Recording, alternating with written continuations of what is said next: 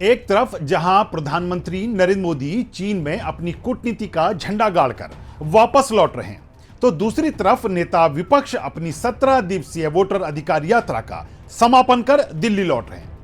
यदि हम बात करें कि किसे क्या हासिल हुआ, तो स्पष्ट है, मोदी शंघाई सहयोग संगठन यानी SCO के मन से आतंकवाद को लेकर सार्वजनिक रूप से पाकिस्तान को लताड़ते हैं।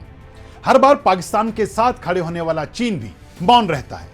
यहां तक कि ज्वाइंट घोषणा पत्र में हर तरह के आतंकवाद से लड़ने की बात शामिल होती है। रूस मुखर होकर भारत के साथ खड़ा होता है।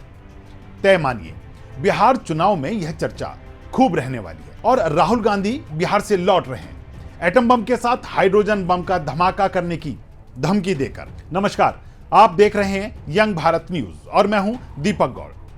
अगर अभी तक आपने इस चैनल को सब्सक्राइब नहीं किया है तो जरूर कर लें और अगर वीडियो पसंद आए तो इसे लाइक करें, शेयर करें। तो चलिए बात करते हैं राहुल के हाइड्रोजन बम की। उनका दावा है कि हाइड्रोजन बम के बाद मोदी कहीं के नहीं रहेंगे, वह मुंह दिखाने के काबिल भी नहीं बचेंगे। हालांकि एटम बम फोड़ने से पहले भी वह ऐसे ही कुछ दावे कर रहे थे, बाद में वह पूरी तरह फुस हो गया। शायद राहुल की टीम और राहुल की सबसे बड़ी समस्या यही है कि वह जो मुद्दे चिन्हित करते हैं मोदी को घेरने के लिए, वह काम नहीं कर रहे हैं। जैसे ही राहुल ने पटना में ऐलान किया कि अब हाइड्रोजन बम फोड़ेंगे, उनकी सोशल मीडिया टीम ने इसे ट्रेंड करवाना शुरू कर दिया। कुछ हिंट भी दिए गए, संभवतः हरियाणा की किसी सीट के आंकड़े सामने लाए जाएंगे। महाराष्ट्र की तरह हरियाणा में भी लोकसभा चुनाव में कांग्रेस ने अच्छा प्रदर्शन किया था और उसके ठीक बाद विधानसभा चुनाव में उनकी बुरी गति हुई। हरियाणा में भी तमाम सर्वे में कांग्रेस को अच्छी स्थिति में दिखाया गया था, पर हुआ इससे उलट। टीवी चैनलों और अन्य संस्थाओं के चुनाव पूर्वी सर्वे को पूरी तरह नकारती रही, लेकिन जब जरूरत पड़ती है तो वह उन्हें अपनी सुविधा अनुसार उपयोग कर लेती है। तो क्या होगा राहुल का हाइड्रोजन बम? क्या वह उसे अभी फोड़ेंगे या बिहार चुनाव से ठीक पहले? बिहार में 3 महीने में चुनाव होने हैं। एसआईआर और फिर वोटर अधिकार यात्रा के जरिए जो माहौल तैयार किया गया है, क्या हाइड्रोजन बम के जरिए उसे बरकरार रखने का प्रयास होगा? क्या महागठबंधन को लग रहा है कि उनका वोट चोरी का मुद्दा काम कर रहा है? क्या बिहार चुनाव में यह सबसे बड़ा मुद्दा होगा? क्या बिहार के लोग ऐसा ही सोचते हैं? कम से कम जन स्वराज के प्रशांत किशोर तो बिल्कुल नहीं। वह बार बार कह रहे हैं कि यह तो कोई मुद्दा है ही नहीं, बेवजह की बात की जा रही है। दरअसल इसके पीछे असल मुद्दे से भागने की कोशिश ज्यादा दिख रही है। कांग्रेस और राजद का इतिहास बहुत दागदार है। खैर, राहुल के एटम बम की हवा पहले ही निकल चुकी है। CSDS के जिन आंकड़ों पर उन्होंने एटम बम फोड़ा था, उसके संजय कुमार पहले ही देश से माफी मांग चुके हैं। वह सार्वजनिक रूप से स्वीकार कर चुके हैं कि उनकी टीम ने डाटा का सही से आकलन नहीं किया।